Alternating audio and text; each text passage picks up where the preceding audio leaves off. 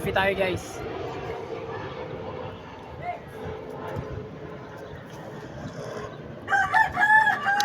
Alas 3 na ng hapon. Oras na ng pagkakape. Tayo mga Pilipino mahilig talaga magkape, no? Lalo pagkahapon na. Habis na talaga natin magkape. Katulad ko, talaga napakasarap magkape. Coffee refill naman. Ayan. Nescafe Creamy Latte. Matapang, tama lang yung tapang. Kaya kang ipaglaban.